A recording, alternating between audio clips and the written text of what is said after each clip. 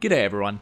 Midra, the Lord of Frenzied Flame, features a pretty standard variety of melee attacks with a few Frenzied Flame attacks thrown in the mix to build up madness. As with my other guides, this video is less about giving you a way to cheese the boss and more about breaking down the boss's abilities and how to deal with them. I'm using a simple but effective two-handed Colossal sword build, which uses strong charged attacks to stance break the boss, but you could easily apply this approach with most builds and weapons. If you are looking to replicate what I'm doing though, I'll still break down my build later, but for now, let's dive into the boss abilities. The boss has four main starting stances for what I'll call its core basic attacks. These are right arm high on the right side, right arm high on the left side, right arm back at the left shoulder, and left hand up.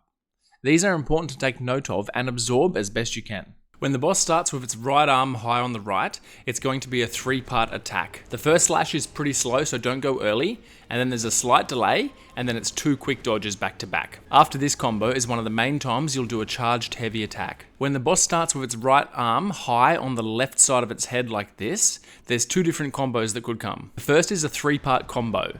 A weapon slash, followed by a fire frontal, followed by another weapon slash. Again, don't rush the first slash, it's quite slow. The fire comes out quickly, so dodge immediately after the first, give it a slight delay, and then dodge the third weapon strike. The other combo it could be is a two-part weapon attack. Again, the first slash is quite slow to come out, followed by another slow thrust. You need to delay your dodges for both. The thrust will sometimes be followed by another small jab of the weapon with an explosion that will catch you if you're close enough to it. When the boss starts with its right arm behind its left shoulder, again, it's one of two possible combos. The first is a four-part combo, where the boss does a double slash in front of it, with a slight delay followed by another double slash.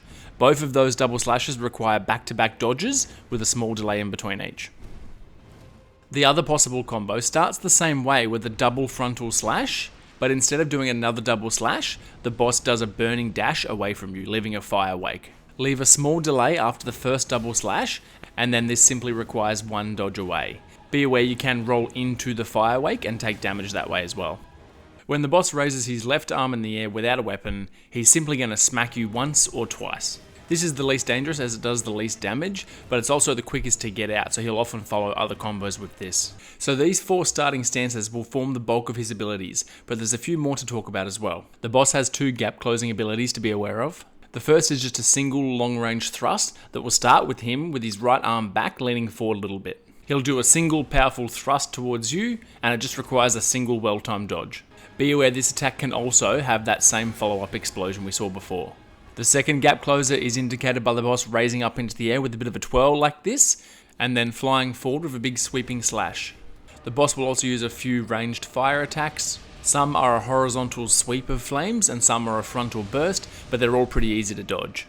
The only other attack for phase 1 is what I call the whirlwind, which is this two-part spinning attack that we see here. You can see this coming as the boss, with his feet still on the ground, will start to spin in a clockwise direction. This requires two back-to-back rolls through the first spin, and then another two back-to-back rolls through the second spin. If you're struggling with the timing on this, I generally waited for the boss's weapon to be at the 12 o'clock mark before starting my first roll, and you can use that trick for both spins.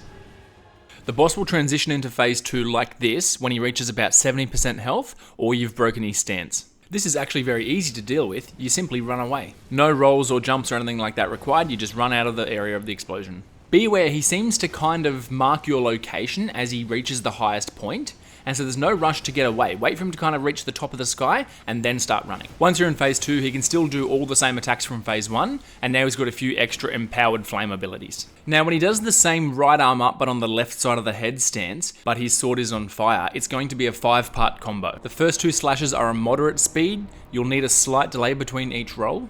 After a slight delay, the next two slashes are faster and need back-to-back dodges. And then the fifth slash is much slower, you'll need a pretty significant delay before the last roll. After this combo is a great time to get a charged heavy attack in. And let's just see that one more time at normal speed. When the boss raises his sword on the right hand side stance, but his sword's on fire, then it's going to be a single downward strike followed by a dash.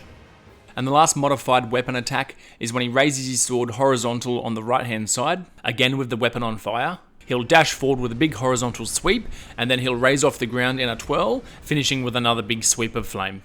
When the boss leaps up into the air with both arms in the sky, he's about to do a lunge down and pinning attack, which you need to dodge with a single roll. More often than not, this has a follow-up attack, where he thrusts his sword into the ground again, causing a bunch of spikes to shoot up out of the ground. This requires a second follow-up dodge. He's also got a new laser beam that requires about 3 or 4 consecutive rolls in a row if you can't get behind him. He also has one of these standard fire orbs where they activate once you're near them, and then they blow up. This is a good time to use a flask. So that's all his abilities you need to be aware of. I'll now show you my kill attempt with a bit of commentary. Any of your pre-buffs, such as Golden Vow, should be used before you go through the door here because of the cutscene that'll kind of interrupt the flow once you're in there. This little thing doesn't really do much, just kind of smack him until he's dead. Something of note is that you do have a moment between killing him and the cutscene starting, enough for 2 flasks, so you should drink your physic and either top up your FP or health.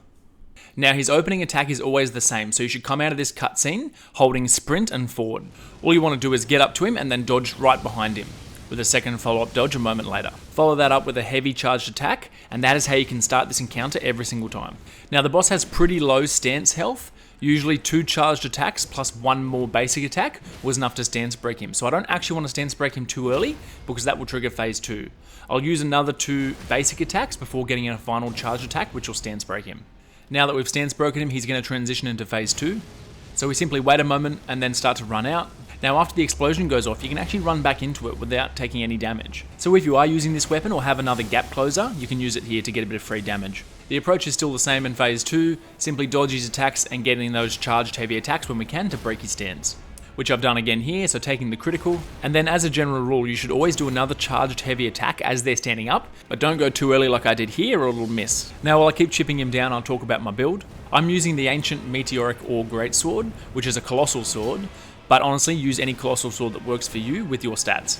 The skill's not that important, it's mainly about the charged heavy attacks. And because those are the focus, we're using the Axe Talisman and the Spiked Crystal Tear for stronger charged attacks. Those add up multiplicatively.